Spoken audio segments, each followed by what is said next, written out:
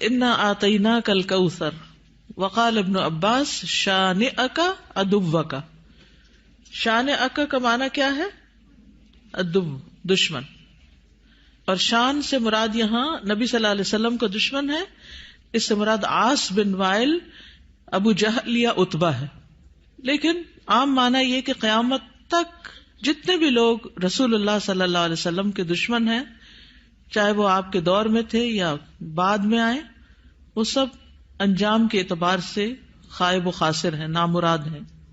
حدثنا آدم حدثنا شیبان حدثنا قتادہ عن انس رضی اللہ عنہ قال لما عرج بالنبی صلی اللہ علیہ وسلم الی السماء، جب معراج پر لے جایا گیا رسول اللہ صلی اللہ علیہ وسلم کو آسمان کی طرف، قال تو آپ نے فرمایا اتیت علی نہر، میں ایک ایسی نہر کے پاس آیا، حافتاہ اس کے کنارے قباب اللؤلؤ مجوفا، کہ وہ قبے تھے خالدار موتی کے، چھوٹے چھوٹے جیسے گنبد سے بنے ہوئے ہوتے ہیں نا.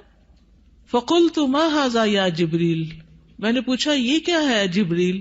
قال ھذا الکوثر، فرمایا یہ ہے نہر کوثر جو انا آتیناک الکوثر کے پس منظر میں ہے.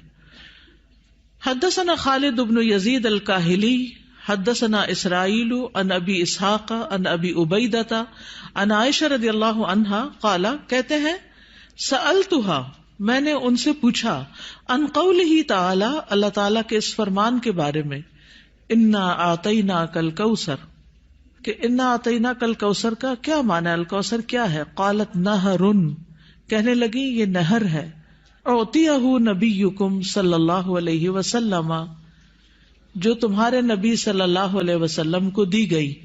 شاطئاہ علیہ در مجوف، شاطئاہ اس کے دونوں کنارے، علیہ ان پر، در موتی ہیں، مجوف خولدار یعنی اندر سے کھوکھلے.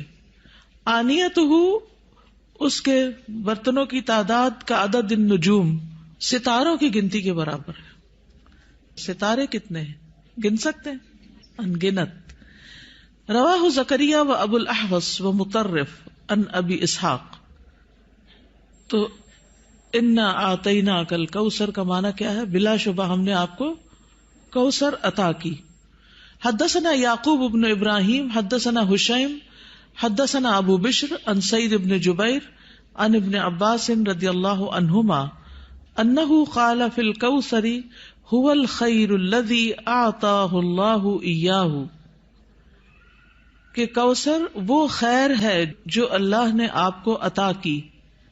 قال ابو بشر قلت لسعید بن جبیر، ابو بشر کہتے ہیں میں نے سعید بن جبیر سے کہا جو ابن عباس کے شاگرد تھے، فإن الناس يزعمون انه نہر، کہ لوگ تو یہ سمجھتے ہیں کہ وہ ایک نہر ہے، فی الجنت جنت میں. فقال سعید، تو سعید کہتے ہیں النہر الذی فی الجنت، کہ وہ جنت والی جو نہر ہے، من الخیر اس خیر میں سے ہے، الذی آتاہ اللہ ایاہ جو اللہ تعالیٰ نے آپ کو عطا کی. تو کوثر کا لفظ جو ہے یہ لغوی اعتبار سے کثرت سے ہے، اس سے مراد خیر کثیر ہے، جیسے کہ آگے ابن عباس کہتے ہیں.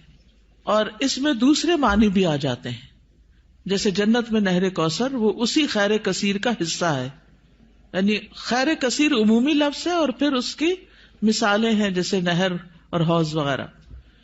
اسی طرح حوض کوثر کو بھی اس کا مصداق بتایا گیا ہے. اہل ایمان جنت میں جانے سے پہلے رسول اللہ صلی اللہ علیہ وسلم کے دست مبارک سے اس کا پانی پیئیں گے. اس حوض میں پانی جنت والی نہر سے آ رہا ہوگا، اس طرح تطبیق ہو جاتی. یعنی اگر کوئی یہ کہے کہ کوثر کا معنی کیا ہے، تو عمومی لغوی معنی کیا ہے؟ خیر کثیر. اور نبی صلی اللہ علیہ وسلم کو اوور آل خیر کثیر ہی عطا کی گئی تھی. اور پھر خصوصی معنی کیا ہے؟ نہر کوثر اور حوض کوثر.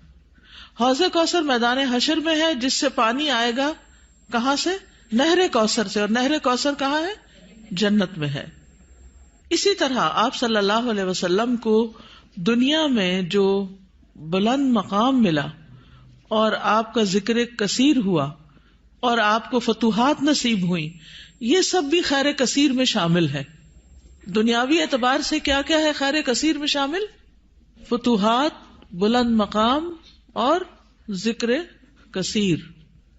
نہر کوثر کی خوشخبری سن کر آپ صلی اللہ علیہ وسلم بہت خوش ہوئے تھے. صحیح مسلم کی روایت ہے, حضرت انس کہتے ہیں کہ ایک دن رسول اللہ صلی اللہ علیہ وسلم ہمارے درمیان تشریف فرما تھے. آپ پر نیند سی طاری ہوئی, پھر آپ نے مسکراتے ہوئے اپنا سر اٹھایا تو ہم نے عرض کیا, یا رسول اللہ, آپ کس بات پر ہنس رہے تھے؟ تو آپ نے فرمایا, مجھ پر ابھی ایک سورت نازل ہوئی. پھر آپ نے بسم اللہ الرحمن الرحیم انا اعطیناک الکوثر فصل لربک وانحر ان شانئک ھو الابتر پڑھی, اور فرمایا کہ تم جانتے ہو کہ کوثر کیا ہے؟ تو ہم نے کہا, اللہ اور اس کا رسول ہی بہتر جانتے ہیں. آپ نے فرمایا, بے شک وہ ایک نہر ہے, مجھ سے میرے رب نے اس کا وعدہ کیا ہے, اس میں بہت سی خوبیاں ہیں. وہ ایک حوض ہے جس پر قیامت کے دن میری امت کے لوگ پانی پینے کے لیے آئیں گے. تو حوض کوثر کیا ہے, اس کی ڈسکرپشن کے بارے میں کچھ احادیث ہمیں ملتی ہیں. ہم میں سے ہر مسلمان حوض کوثر کا ذکر تو کرتا ہی رہتا ہے یا سنتا ہی رہتا ہے, لیکن اس کی بہت سی ڈیٹیلز ہمیں نہیں معلوم, تو ان کو ذرا دوہرا لیتے ہیں. رسول اللہ صلی اللہ علیہ وسلم نے فرمایا, میرے حوض کے دونوں کناروں کے درمیان اتنا فاصلہ ہے جتنا مدینہ اور صنعاء کے درمیان ہے. پھر اسی طرح یہ سطح زمین پر بہتی نہر ہے, اندر کھڈوں میں نہیں ہے. رسول اللہ صلی اللہ علیہ وسلم نے فرمایا, مجھے کوثر عطا کی گئی, وہ ایک نہر ہے جو گویا کہ سطح زمین کے اوپر بہتی ہے. حوض کوثر کی مٹی جو ہے, آپ نے فرمایا, میں نے اپنا ہاتھ اس کی مٹی میں ڈال کر دیکھا تو وہ خالص کستوری کی تھی, یعنی خوشبودار. اس میں کنکریاں بھی ہیں اور وہ اس کے موتی تھے, یعنی سطح پر ہوتی ہے نا کنکریاں پانی کی سطح پر, تو وہ موتی تھے. جنت سے آنے والے سونے اور چاندی کے 2 پرنالے ہیں جو اس میں گرتے ہیں. یہ صحیح ترغیب و ترغیب سے, یعنی 2 پرنالے جو جنت سے پھوٹتے ہیں, ایک چاندی کا اور ایک سونے کا, وہ اس حوض میں گرتا ہے. حوض پر سونے اور چاندی کے برتن ہیں. اللہ کے نبی صلی اللہ علیہ وسلم نے فرمایا, تم دیکھو گے کہ حوض کوثر پر سونے چاندی کے آبخورے ہوں گے جن کی تعداد آسمان کے ستاروں کی برابر ہے, یا ان سے زیادہ بھی روایت میں آتا ہے. اور پھر وہ برتن جنت کے برتنوں میں سے ہوں گے. کسی نے عرض کیا, یا رسول اللہ, حوض کے برتن کس طرح کے ہوں گے؟ آپ نے فرمایا, اس ذات کی قسم جس کے ہاتھ میں میری جان ہے, اس کے برتن آسمان کے ستاروں سے بھی زیادہ ہوں گے, ستارے بھی ایسی اندھیری رات کے جس میں بالکل بادل نہ ہو. پھر وہ برتن جنت کے برتنوں میں سے ہیں. اس کا پانی ٹھنڈا, میٹھا اور خوشبودار ہے. رسول اللہ صلی اللہ علیہ وسلم نے فرمایا, میرا حوض عدن اور عمان کے درمیانی فاصلے جتنا ہے. حوض کا پانی برف سے زیادہ ٹھنڈا, شہد سے زیادہ میٹھا, مسک سے زیادہ خوشبودار, اس کے آبخورے آسمان کے ستاروں کے برابر ہیں. اور ایک جگہ دودھ سے زیادہ سفید بھی آتا ہے. آئس کریم کیا چیز ہے اس کے مقابلے میں. پھر جو ایک گھونٹ بھی پی لے گا کبھی پیاسا نہ ہوگا, اس کے چہرے کا رنگ کبھی سیاہ نہ ہوگا. سبحان اللہ, یہ تاثیر ہے اس کی. دنیا میں کئی ٹوٹکے کرتے رہتے ہیں, یہ کھا لو, وہ پی لو, یہ لگا لو تاکہ رنگ صاف ہو جائے.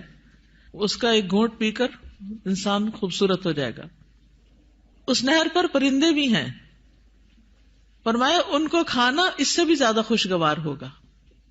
لیکن کچھ لوگ حوض کوثر سے محروم رہ جائیں گے. وہ کون ہیں؟ جو بدعت کرنے والے ہیں, جنہوں نے آپ کے بعد دین کو تبدیل کر دیا. آپ فرمائیں گے یہ دور ہو جائیں, دور ہو جائیں.